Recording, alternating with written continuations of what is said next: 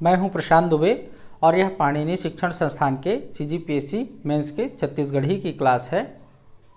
छत्तीसगढ़ी की class start करने से पहले समझते हैं कि छत्तीसगढ़ी कितना महत्वपूर्ण है CGPSC मेंस में। तो CGPSC मेंस के पहले पेपर में 50 नंबर के प्रश्न छत्तीसगढ़ी से पूछे जाते हैं।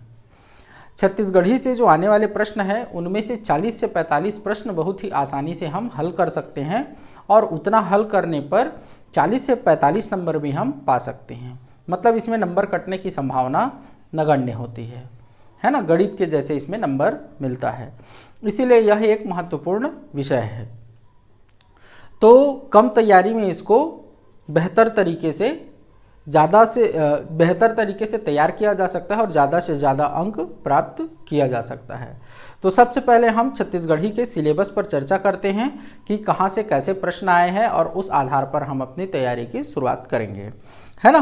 तो देखते हैं कि जो CGPSC मेंस का जो नोटिफिकेशन है उसमें एडवर्टाइजमेंट है, जो उसमें जो सिलेबस दिया हुआ है मैं उस अकॉर्डिंग नहीं चलूँगा क्योंकि उसमें सिलेबस को अव्यवस्थित तरीके से लिखा हुआ है ना। मैं आपको अपने तरीके से उस सिलेबस को बताता हूँ। और जैसे हिंदी में हर खंड से, हर टॉपिक से प्रश्न जो है निश्चित है ना, एक निश्चित अंकों के प्रश्न उस विषय से, उस टॉपिक से पूछे जाते हैं। लेकिन छत्तीसगढ़ी में ऐसा नहीं है, ऊपर नीचे होते रहता है।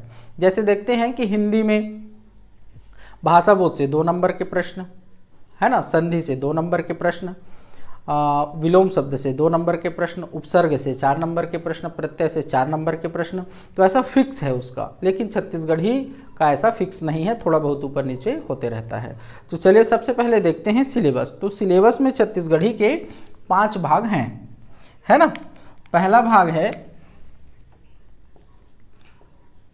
छत्तीसगढ़ी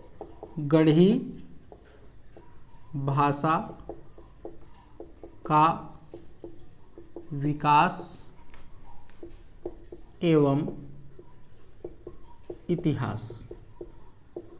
छत्तीसगढ़ी भाषा का विकास एवं इतिहास, है ना। इसको इधर कर लेते हैं, जो छूटा हुआ भाग है यहाँ से नीचे लिख लेते हैं, है ना, का विकास एवं इतिहास। फिर दूसरा टॉपिक है छत्तीसगढ़ राजभाषा आयोग, ठीक है। फिर तीसरा टॉपिक है छत्तीसगढ़ी के विकास में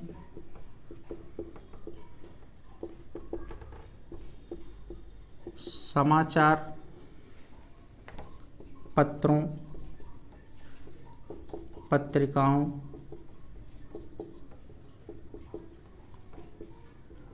आकाशवाणी व सिनेमा की भूमिका, ठीक है। चौथा टॉपिक है छत्तीसगढ़ी साहित्य एवं उसके प्रमुख साहित्यकार। और पांचवा है छत्तीसगढ़ी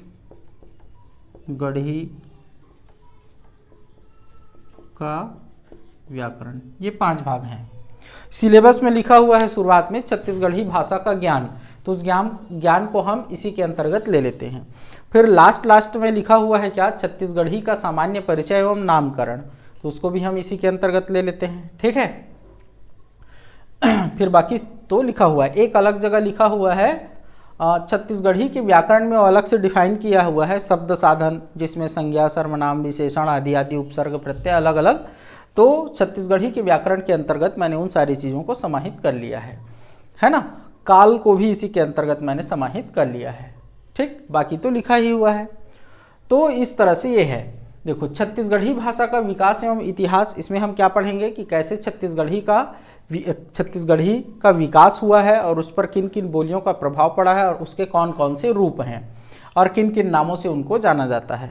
ठीक है, छत्तीसगढ़ राजभाषा आयोग में देखेंगे कि छत्तीसगढ़ राजभाषा आयोग की स्थापना कब हुई, उसके उद्देश्य क्या है, उसके अध्यक्ष कौन कौन हुए और कौन कौन से कार्यक्रम इस पर मतलब राजभाषा आयोग द्वारा चलाए जा रहे हैं। छत्तीसगढ़ी के विकास में समाचार पत्रों, पत्रिकाओं, आकाशवाणी व सिनेमा की भूमिका। तो छत्तीसगढ़ी भाषा के विकास में जिन जिन समाचार पत्रों और पत्रिकाओं ने महत्वपूर्ण भूमिका निभाई है तथा आकाशवाणी के जिन जिन कार्यक्रमों ने महत्वपूर्ण भूमिका निभाई है वह सिनेमा जगत ने जो भूमिका निभाई है उसके बारे में हम पढ़ेंगे।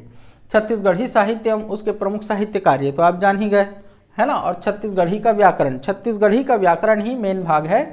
इसमें हम क्या पढ़ेंगे, तो सबसे पहले देखेंगे लिंग वचन, है ना, फिर संधि समास, उपसर्ग प्रत्यय, फिर आ जाएंगे किसमें, संज्ञा, सर्वनाम, विशेषण, क्रिया, अव्यय, वाच्य, काल, है ना। इसके अलावा इसी में हम क्या देखेंगे, विलोम शब्द, मुहावरे और लोकोक्ति, ये सारी चीज़ें हम इसी के अंतर्गत देखेंगे छत्तीसगढ़ी का व्याकरण। तो देखते हैं अलग अलग खंडों से अलग अलग अंकों के प्रश्न आते हैं। तो 2018 में कैसे कैसे प्रश्न आए हैं हम उस पर चर्चा करते हैं, है ना। तो देखिए ये वाले भाग से 2018 में 2 अंकों के प्रश्न आए हैं, यहाँ से भी 2 अंक, यहाँ से 3 अंक के प्रश्न आए हैं, यहाँ से भी 2 अंक के प्रश्न आए हैं, यहाँ से 9 अंक के प्रश्न आए हैं और यहाँ से आए हैं 34 अंक के प्रश्न व्याकरण से, है ना। कितना हो गया, जोड़ लेते हैं। तो 3 2 5 2 7 9 7 16 और 34 50, है ना। तो इस तरह से प्रश्न आया हुआ है यहाँ से। ठीक है, व्याकरण खंड से ही सर्वाधिक प्रश्न आया है। एक बात और है कि इससे पहले जो सिलेबस था वो 2018 में चेंज होकर नया सिलेबस आया। तो 2018 के मेंस के पहले प्रशासनिक शब्द से भी प्रश्न आते थे और 8 नंबर के प्रश्न आते थे। तो प्रशासनिक शब्द के जो 8 नंबर के प्रश्न हैं उसको इधर उधर उसने बांट दिया है और ज़्यादातर उसको छत्तीसगढ़ी व्याकरण में शामिल कर दिया है। इसके अलावा काल और अनुवाद पहले नहीं पूछा जाता था, सिलेबस में नहीं था, लेकिन 2018 में काल, है ना, टेंस और अनुवाद को भी जोड़ा गया है। तो अनुवाद अलग से लिखा नहीं है लेकिन काल के अंतर्गत उसको पूछता है, तो इसीलिए काल और अनुवाद इसमें बढ़ गया है। तो इसीलिए पहले 2017 में जहां 24-25 नंबर का प्रश्न पूछा जाता था छत्तीसगढ़ी के व्याकरण वाले खंड से, वहीं 2018 में 34 नंबर के प्रश्न यहीं से पूछे गए हैं। तो अभी भी वही संभावना है कि लगभग 30 से 35 नंबर के प्रश्न छत्तीसगढ़ी के व्याकरण खंड से ही पूछे जाएंगे और 10 से 15 नंबर के प्रश्न छत्तीसगढ़ी साहित्य में उसके प्रमुख साहित्यकार से पूछे जाएंगे, है ना। तो अन्य खंडों से अलग अलग वर्षों में अलग अलग प्रश्न आए हैं। ठीक है, जैसे देखते हैं 2017 का देख लेते हैं। तो 4 नंबर का प्रश्न आया है यहाँ से, ठीक है, और 4 नंबर का प्रश्न यहाँ से, 2 यहाँ से, 4 नंबर का प्रश्न यहाँ से और 24 नंबर का प्रश्न यहाँ से। तो इस तरह से विभाजन है। ठीक है, तो कितना हो जाएगा, 24 4 28 2 30। अच्छा, ये कैसे हो रहा है, देखते हैं, कुछ गड़बड़ है।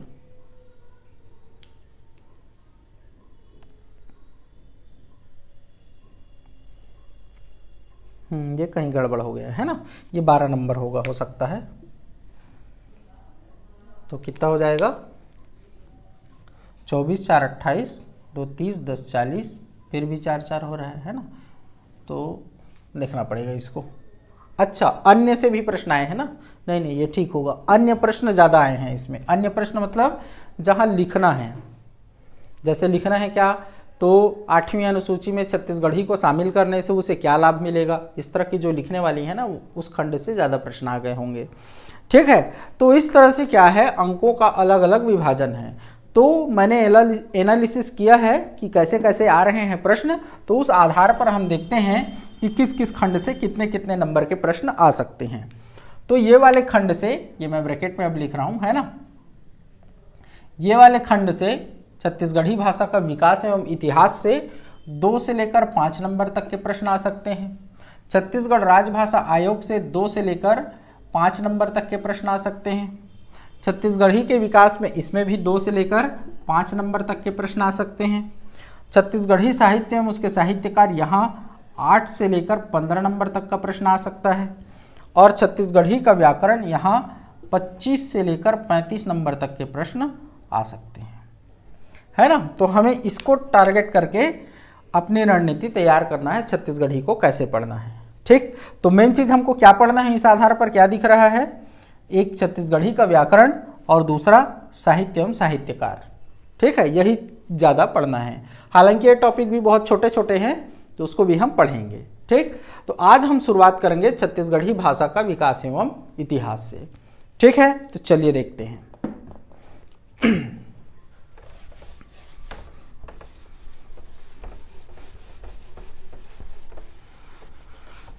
तो देखिए विश्व में, अच्छा इसमें क्या पढ़ेंगे हम, छत्तीसगढ़ी भाषा का विकास एवं इतिहास में कि छत्तीसगढ़ी भाषा का उद्भव कैसे हुआ और उसका धीरे धीरे विकास कैसे हुआ, है ना, उस पर और किन किन बोलियों का क्या हुआ, प्रभाव पड़ा, और भी अन्य चीज़ें।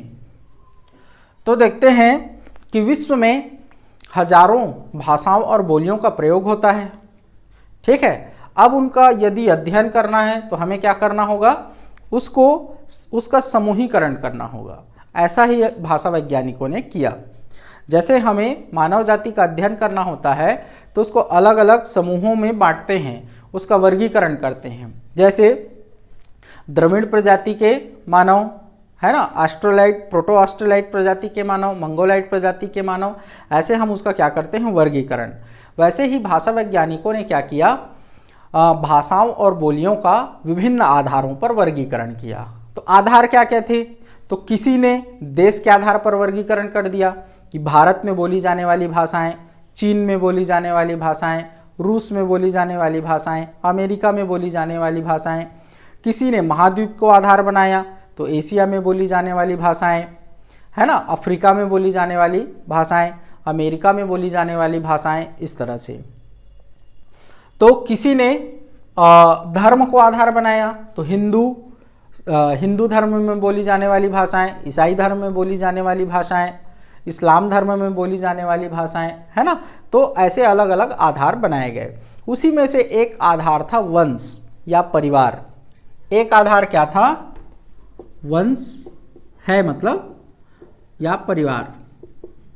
इसमें क्या किया जाता है कि कोई भी भाषा किस मूल भाषा से उत्पन्न हुई है, कोई भी भाषा या बोली किस मूल भाषा से उत्पन्न हुई है, उस आधार पर इसका क्या किया गया, विभिन्न भाषाओं का क्या किया जाता है, वर्गीकरण। कौन सी विभिन्न भाषाओं का, विश्व में प्रचलित जितनी भी भाषा और बोली है उनका। किस आधार पर, वंश एवं परिवार के आधार पर, कि उनकी उत्पत्ति किस मूल भाषा से हुई है। तो इस आधार पर, यही सर्वप्रमुख आधार है, इसे ही सर्वप्रमुख आधार के रूप में विश्व में मान्यता मिली है। ठीक है, तो देखते हैं इस आधार पर विश्व की भाषाओं और बोलियों को 13 भाषा परिवारों में क्या किया गया, वर्गीकृत किया गया। कितने भाषा परिवारों में, 13 भाषा परिवारों में वर्गीकृत किया गया। उन 13 में से 4 हमारे काम के हैं, जिनके नाम मैं लिखता हूं। तो पहला है भारोपीय भाषा परिवार, दूसरा है द्रविड़ भाषा परिवार, तीसरा है आग्नेय भाषा परिवार, और चौथा है चीनी तिब्बती भाषा परिवार। ठीक है, तो ये 4 भाषा परिवार हैं। तो इनमें से सबसे बड़ा भाषा परिवार है भारोपी भाषा परिवार। 13 भाषा परिवारों में से सबसे बड़ा भाषा परिवार कौन सा है, भारोपीय भाषा परिवार। इसको और किस नाम से जाना जाता है, आर्य भाषा परिवार के नाम से जाना जाता है।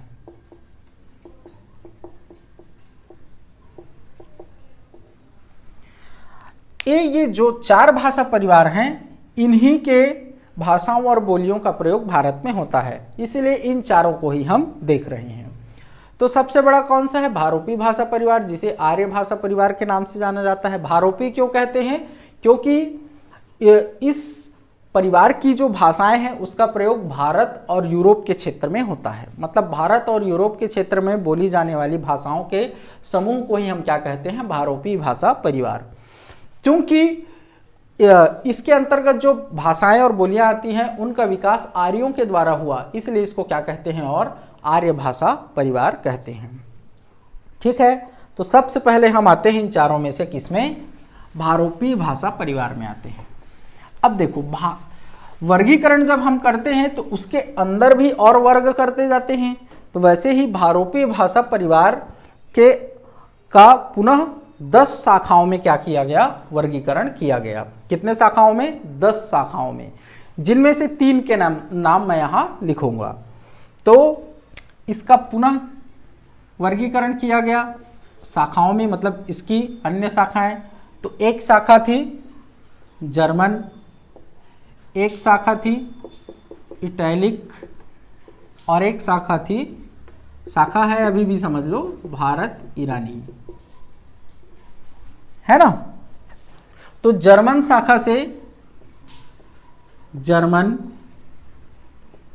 अंग्रेजी व डच इन भाषाओं का विकास हुआ। वहीं इटैलिक शाखा से इतालवी, स्पेनी, पुर्तगाली और फ्रेंच भाषा का विकास हुआ। भारत ईरानी शाखा के पुनः हम 2 उपशाखाएं करते हैं।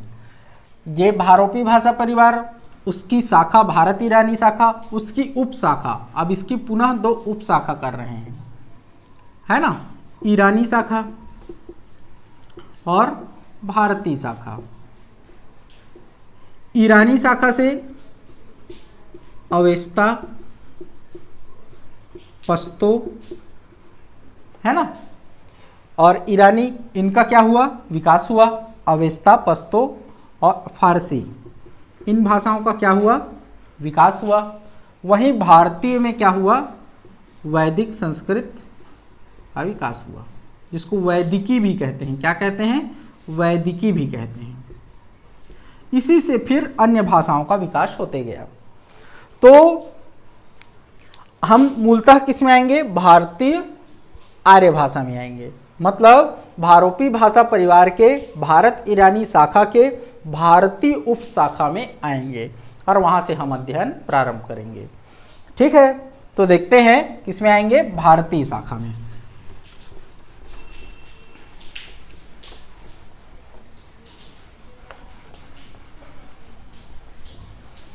इसीलिए इसके अंतर्गत जो भाषाएं हैं उसको क्या कहते हैं? भारतीय आर्य भाषा। तो भारत वाला जो भाग है उसको क्या कहते हैं हम? भारतीय आर्य भाषा। भारतीय आर्य भाषा का प्रारंभ बिंदु क्या है? वैदिक संस्कृत। जब वैदिक संस्कृत का प्रयोग होता था, काल क्या है इसका? 1500 ईस्वी पूर्व से 1000 ईस्वी पूर्व, है ना। उस समय भारत के छोटे ही क्षेत्र, केवल छोटे से क्षेत्र में आर्य निवास करते थे। जब वैदिक संस्कृत का प्रयोग किया जाता था उस समय आर्य भारत के उत्तर में एक छोटे से क्षेत्र में निवास करते थे, इसलिए इसका क्षेत्र सीमित था, है ना। इसमें कौन से ग्रंथ लिखे गए? वेद एवं उपनिषद लिखे गए हैं वैदिक संस्कृत में, है ना। लेकिन देखो, हाँ, लेकिन क्या होता है, जब भाषा अनपढ़ लोगों के बीच जाती है, दो प्रकार के लोग होते हैं, एक पढ़े लिखे लोग और एक अनपढ़ लोग। तो पढ़े लिखे लोगों की संख्या कम होती है, अनपढ़ लोगों की संख्या क्या होती है? ज़्यादा होती है। तो जब ये जो भाषा है वो अनपढ़ लोगों के से टकराती है तो वह सरल होते जाती है। क्या होते जाती है? सरल होते जाती है। जैसे देखते हैं कि संस्कृत से हिंदी सरल है। कैसे? तो संस्कृत में 3 लिंग हुआ करते थे, हिंदी में 2 लिंग है। संस्कृत में 3 वचन हुआ करते थे, हिंदी में 2 वचन हैं। ऐसे ही अन्य कई चीज़ें हैं जो कठिन से सरल हुई हैं, तो सरल होती जाती हैं, है ना। तो वैसे ही वैदिक संस्कृत सरल होती गई और क्या बन गया, लौकिक संस्कृत। अब ये कौन सा समय था, तो 1000 ईस्वी पूर्व से 500 ईस्वी पूर्व, ठीक है। इस समय आर्यों का थोड़ा और विस्तार हुआ भारत में। इसमें कौन से ग्रंथ लिखे गए, तो पुराण महाभारत रामायण इसी में लिखे गए लौकिक संस्कृत में, ठीक है। लेकिन ये भाषा के विकास की प्रक्रिया, भाषा के सरलता की प्रक्रिया रुकती नहीं है। क्यों नहीं रुकती है, क्योंकि आर्यों का क्षेत्र विस्तार होते जाता है, तो नए नए बोलियों से भारत के जो निवासी हैं, मूल निवासी, उनके नए नए बोलियों से उनकी भाषा टकराती है और उसके रूप में लगातार क्या होता है, परिवर्तन होता है। इसके साथ साथ क्या होता है कि 5वीं 6वीं शताब्दी ईस्वी पूर्व में जो सनातन धर्म है, वैदिक धर्म है, उसके विरुद्ध एक क्रांति होती है, समझिए, है ना, धार्मिक क्रांति, जिसके परिणाम स्वरूप बौद्ध धर्म और जैन धर्म का उदय हुआ। तो जब ऐसा आंदोलन होता है किसी भी धर्म के विरुद्ध, तो केवल धर्म का नहीं, धर्म से जुड़ी सारी चीज़ों का, उसकी भाषा का, उसकी संस्कृति का, सबका विरोध होता है। तो ऐसे ही संस्कृत का भी क्या हुआ, विरोध हुआ, और साथ साथ संस्कृत का रूप और सरलतम होते गया, जिससे एक नई भाषा का उद्भव हुआ, जिसे क्या कहते हैं, पाली, या इसे प्रथम प्राकृत भी कहते हैं, ठीक है। इसका समय क्या है, 500 ईस्वी पूर्व से पहली ईस्वी, 500 ईस्वी पूर्व से पहली ईस्वी, या ईस्वी का प्रारंभ लिख लो, है ना, ठीक है। तो पाली में ही बुद्ध ने अपने उपदेश दिए थे। पाली जो है संस्कृत की तुलना में क्या था, सरल था। अब आर्यों का क्या हो रहा था, धीरे धीरे विस्तार हो रहा था। जैसे मैं यहाँ पर एक छोटा सा ऐसे ही मैप बना देता हूँ, है ना, ये मान लो भारत का क्षेत्र, पहले यहाँ थे आर्य, धीरे धीरे यहाँ आए, तो ऐसा विस्तार होते जाएगा। तो नए नए बोलियों से भाषाएं टकराती जाएंगी, ये जो भाषा है नए नए बोलियों से टकराएगी और उसके रूप में और क्या होते जाएगा, परिवर्तन। तो पाली के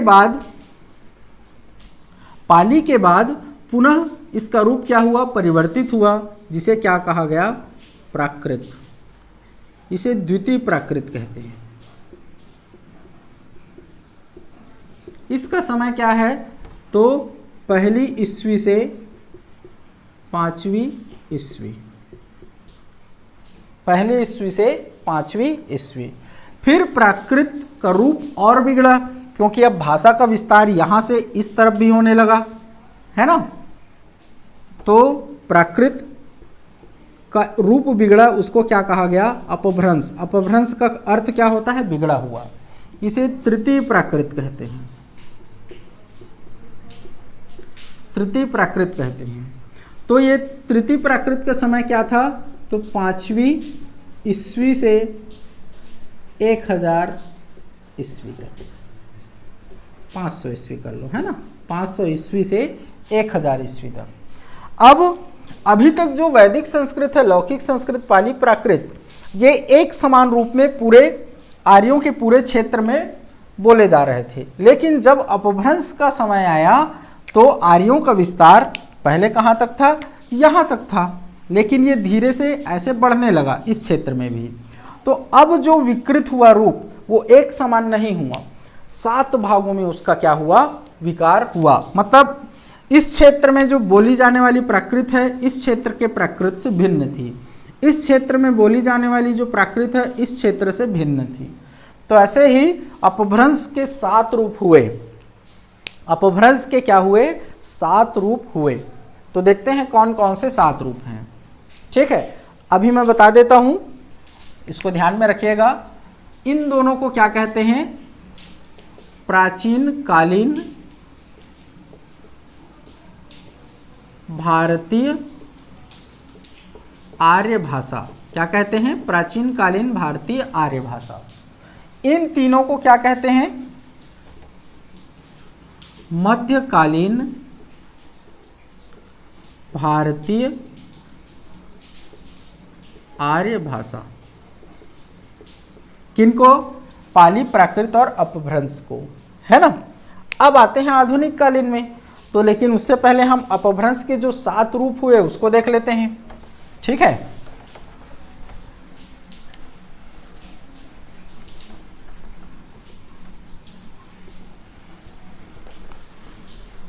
यहां तक आप लोगों को समझ में आ गया होगा, है ना। कहीं समस्या हो तो आप पूछ सकते हैं व्हाट्सएप करके। ठीक, अब देखते हैं 7 रूप कौन कौन से हुए। तो हुआ एक सौरसेनी, अपभ्रंश के 7 रूप, है ना। पहला सौरसेनी, सौरसेनी मतलब गुजरात राजस्थान का क्षेत्र। दूसरा को छोड़ते हैं, तीसरा में आते हैं पहले। तीसरा हुआ मागधी, मगध, मगध मतलब पटना, पटना के आसपास का क्षेत्र, बिहार और उससे लगे हुए राज्यों का क्षेत्र। इन दोनों के बीच का जो क्षेत्र था, मतलब मध्य प्रदेश, छत्तीसगढ़ का उत्तरी भाग या पूरा छत्तीसगढ़ और उत्तर प्रदेश का दक्षिणी भाग, इसको क्या कहा गया? अर्ध मागधी का क्षेत्र। फिर चौथा महाराष्ट्री, पांचवा पैसाची, छठवा खस और सातवां ब्राह्मण। ठीक, तो देखते हैं सौरसेनी से किन भाषाओं का उद्भव हुआ। तो सौरसेनी से कन्नौजी, बुंदेली, खड़ी बोली, ब्रजभाषा, है ना, राजस्थानी, गुजराती, जिनमें मेवाड़ी, जयपुरी वगैरह है ना, वो सब, इनका क्या हुआ? उद्भव हुआ। आधुनिक काल में 1000 के पश्चात सौरसेनी अपभ्रंश से इन भाषाओं और बोलियों का क्या हुआ? उद्भव हुआ। वैसे ही मागधी से क्या हुआ? बिहारी भाषा, बिहारी जिसमें कौन कौन से? भोजपुरी, मैथिली, मगही, इसके अलावा असमिया, उड़िया और बांग्ला, इनका उद्भव हुआ। अर्ध मागधी से जो किसका क्षेत्र था? मागधी और सौरसेनी। मागधी मतलब बिहार और उससे लगे हुए राज्य, और सौरसेनी मतलब राजस्थान, गुजरात और उत्तर प्रदेश का पश्चिमी भाग, है ना, ये क्षेत्र। इन दोनों के बीच के क्षेत्र को, जिसमें उत्तर प्रदेश का दक्षिण भाग, मध्य प्रदेश और छत्तीसगढ़ आता है, उसको अर्धमागधी का क्षेत्र कहा गया। तो यहां से किस भाषा का उद्भव हुआ? अर्धमागधी अपभ्रंश से अवधी, बघेली और छत्तीसगढ़ी, अवधी, बघेली और छत्तीसगढ़ी। महाराष्ट्री से मराठी का उद्भव हुआ। पैसाची से पंजाबी का उद्भव हुआ, है ना। ब्राह्मण से सिंधी भाषा का उद्भव हुआ और खस से पहाड़ी भाषा का उद्भव हुआ। ठीक है, आपको ये सब नहीं जानना है, ये जरूरी नहीं है आपके लिए, ये भी जरूरी नहीं है, ये नहीं है, ये नहीं है, ये कोई नहीं है। आपको जानना क्या है? ये जानना है आपको कि अर्धमागधी अपभ्रंश से किन बोलियों का उद्भव हुआ। तो किन का उद्भव हुआ? अवधी, बघेली और छत्तीसगढ़ी। तो इस प्रकार हम किसमें चले? वैदिक संस्कृत से लौकिक संस्कृत, लौकिक संस्कृत से पाली, पाली से प्राकृत, प्राकृत से अर्धमागधी अपभ्रंश और अर्धमागधी अपभ्रंश से छत्तीसगढ़ी का क्या हुआ? उद्भव हुआ। तो पूछा जाएगा कि छत्तीसगढ़ी का उद्भव किस प्रकार हुआ, रेखांकित करें। तो आपको यही बताना है ना। एक लाइन खींचना है क्या कि वैदिक संस्कृत, संस्कृत को मैं ऐसा ही बस लिख रहा हूं, है ना, से लौकिक संस्कृत और लौकिक संस्कृत से पाली, पाली से प्राकृत, प्राकृत से अपभ्रंश और अपभ्रंश में कौन सा, अर्धमागधी लिख देना ब्रैकेट में यहाँ, अर्धमागधी, और उससे फिर छत्तीसगढ़ी। तो छत्तीसगढ़ी का विकास क्रम इस प्रकार रहा। तो यहाँ से प्रश्न आ सकता है, क्या प्रश्न, कि छत्तीसगढ़ी का विकास क्रम रेखांकित करें 2 नंबर में। तो आपको ऐसे ही रेखांकित करना है, या छत्तीसगढ़ी का विकास किस प्रकार हुआ। तो छत्तीसगढ़ी का विकास वैदिक संस्कृत से निम्नानुसार हुआ करके ऐसा ही चिन्ह बना दें, आरेख बना दें, है ना। तो ये हमारा उत्तर हो जाएगा। ठीक, अब देखते हैं विभिन्न विद्वानों ने भारत को हिंदी भाषी क्षेत्र कहा। क्या कहा, हिंदी भाषी क्षेत्र। लेकिन भारत में जितनी भाषाओं और बोलियों का प्रयोग होता है सारे के सारे हिंदी के अंतर्गत नहीं आते, लेकिन अधिकांश जो क्षेत्र है वो हिंदी के अंतर्गत आते हैं। तो भारत को क्या कहा गया, हिंदी भाषी क्षेत्र। और हिंदी के 2 समूह किए गए, कौन कौन सा, पश्चिमी हिंदी,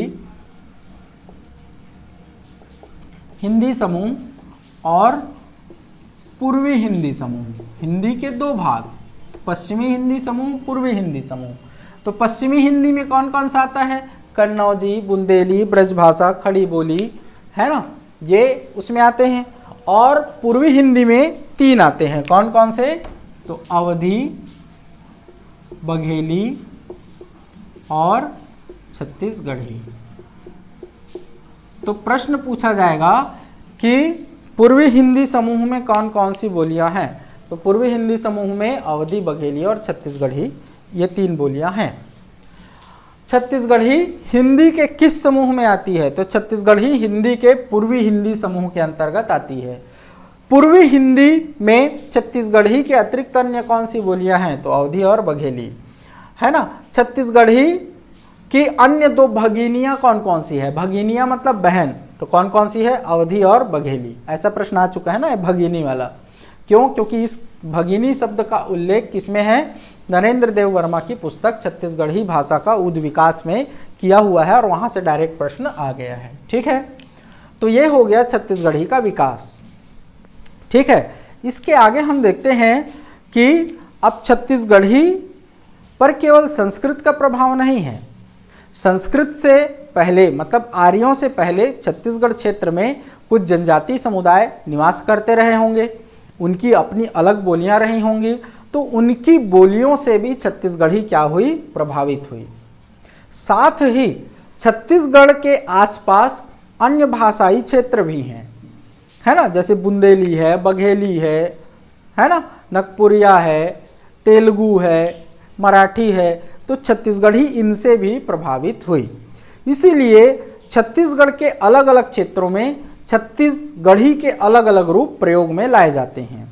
तो इन सब को ध्यान में रखते हुए हमारे व्याकरणाचार्यों ने, हमारे विद्वानों ने छत्तीसगढ़ी बोली का भी क्या किया है, वर्गीकरण किया है कि छत्तीसगढ़ी के भी कई भाग हैं, अलग अलग क्षेत्रों में उसको अलग अलग नाम दिया गया। तो उसको हम देखते हैं। तो सबसे पहले देखते हैं कि छत्तीसगढ़ी के आसपास और कौन कौन से भाषाई क्षेत्र हैं, है ना। तो बीच में क्या है, छत्तीसगढ़ी, इसके आसपास 7 भाषाई क्षेत्र हैं। ठीक है, तो सबसे पहले देखते हैं उत्तर। उत्तर में है भोजपुरी, बघेली, इसको मिटाता हूं इधर, है ना,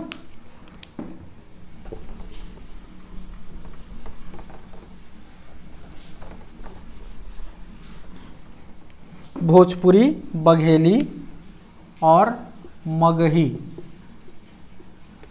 ठीक है, उत्तर पूर्व में है, उत्तर पूर्व, ध्यान रखना ये कहाँ है, उत्तर में। अब क्या बता रहा हूं मैं, उत्तर पूर्व में नगपुरिया, जिसको हम क्या बोलते हैं, सदरी कोरवा,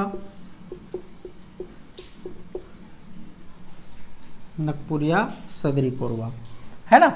और पूर्व में देखते हैं उड़िया, दक्षिण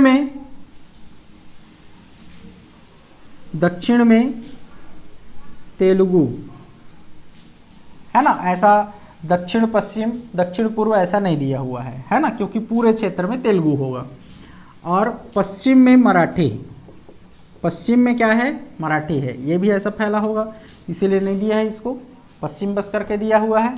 फिर उत्तर पश्चिम में ये क्या हो गया, उत्तर पश्चिम, उत्तर पश्चिम में बुंदेली, बुंदेली मतलब उत्तर प्रदेश समझ जाओ, है ना। तो बुंदेली। तो इस तरह से छत्तीसगढ़ के आसपास 7 भाषाई क्षेत्र हैं। 6 उन्होंने दिया है लेकिन लिखा 7 है, 1 2 3 4 5 6, हाँ 6 है, लिखा उन्होंने 7 है। तो ध्यान रखना, यहाँ से भी प्रश्न आ सकता है कि छत्तीसगढ़ी के आसपास और कितनी भाषाई क्षेत्र हैं, या छत्तीसगढ़ी कितनी भाषाई क्षेत्रों से घिरा हुआ है। तो कितनी भाषाई क्षेत्रों से, 7 भाषाई क्षेत्रों से। छत्तीसगढ़ी के उत्तर में कौन सा भाषाई क्षेत्र है, तो कौन सा है, भोजपुरी, बघेली, मगही। छत्तीसगढ़ के उत्तर पूर्व में कौन सी बोली है, तो कौन सा है, नगपुरिया, सदरी कोरवा। पश्चिम में उड़िया, दक्षिण में तेलुगु, इधर मराठी, इधर बुंदेली, उत्तर पश्चिम में बुंदेली, है ना। तो यहाँ से भी क्या आ सकते हैं, प्रश्न आ सकते हैं।